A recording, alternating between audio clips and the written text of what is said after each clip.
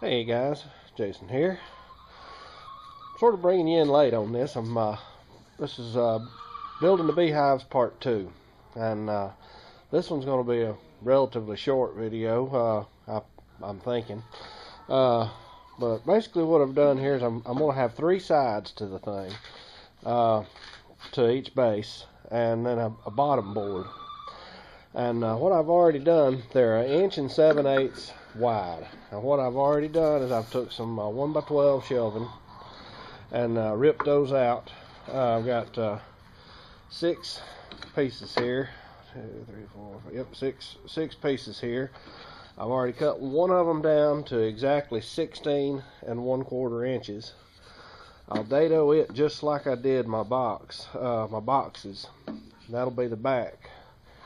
And I'm going to cut another one down to 16 1/4. And then I'll have 4 here that I cut down to 22 inches. That'll give a little bit of a lip, basically a landing pad for the bees to land on before they crawl up into the bottom side of the hive. Just to give you a little idea of what this bottom board's going to look like.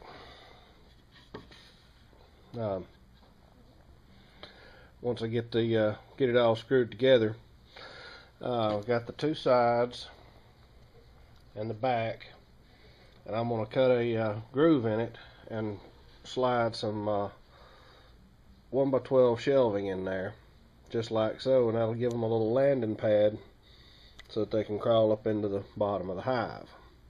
A little lip there for them to sit down on, and for me to set feeders on and such, but that's just for demonstration. It's not tacked together yet.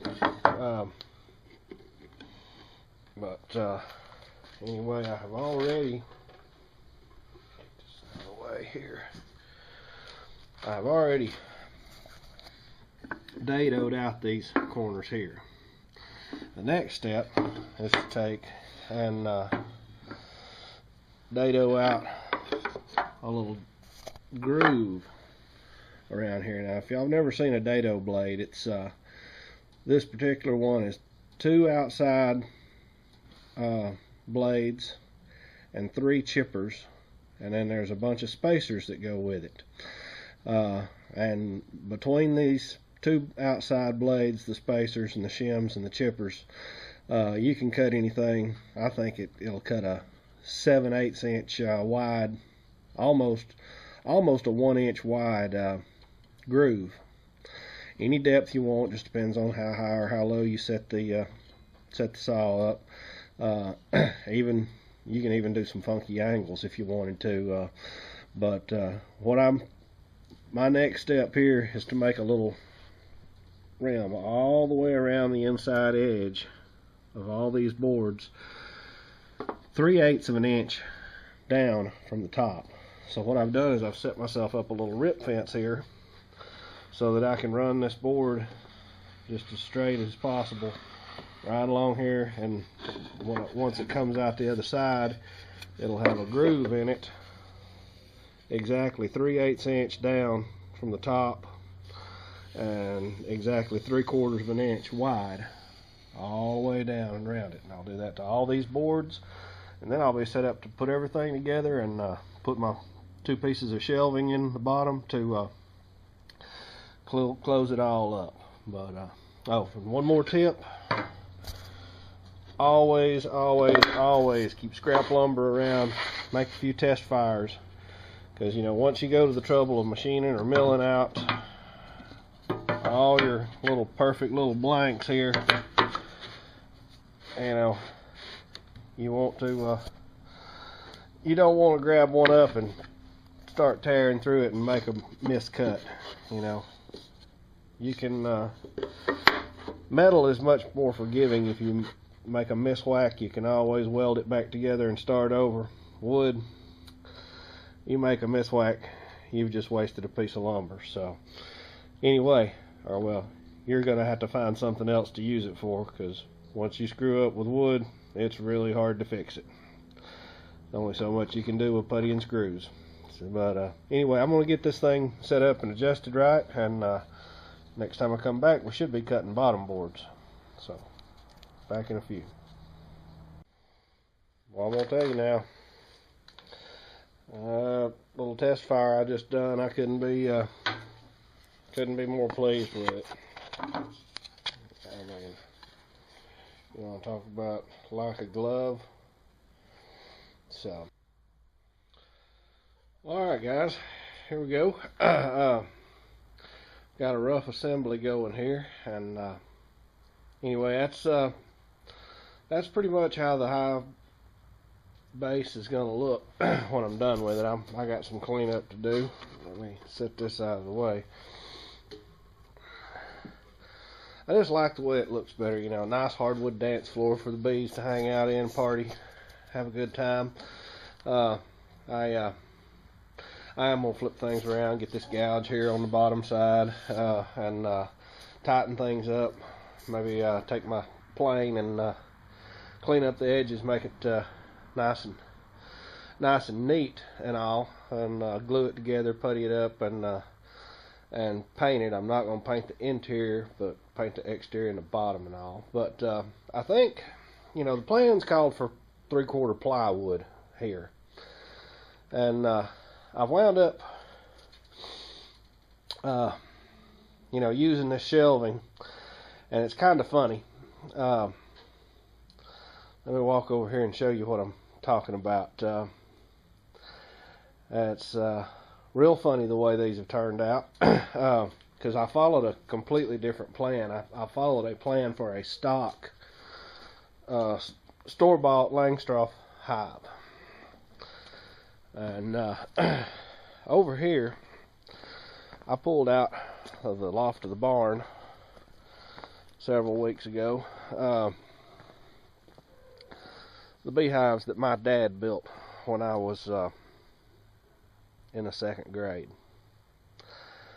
Now granted, he's got 3/4 inch here, which mine's set up with 3/8 for the feeder, for the bee feeder and medicator that will mount right here in the event that I need it. But it's funny that we wound up that we're going to wind up with that same lip sticking out a little further on mine and his. Well, okay, guys, it's January 1st. Finished up with the bottom boards. I don't even remember where I left off with the video on the bottom boards, but I'm thrilled with how they turned out. Like I say, I can't even remember where I left off with it. I'm going to take a shortcut. I went ahead today. I was looking for my 1/4 inch plywood that I thought I had stashed, and everything I've got is 5/16. So I cheated. I ordered the inner covers from Kelly Bees, which I ordered the queen excluders as well, and the queen excluders fit perfectly.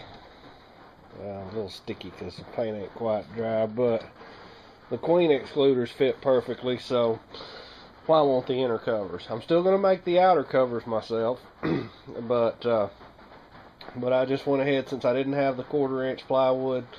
I ordered 4 of them. They were $9 a piece.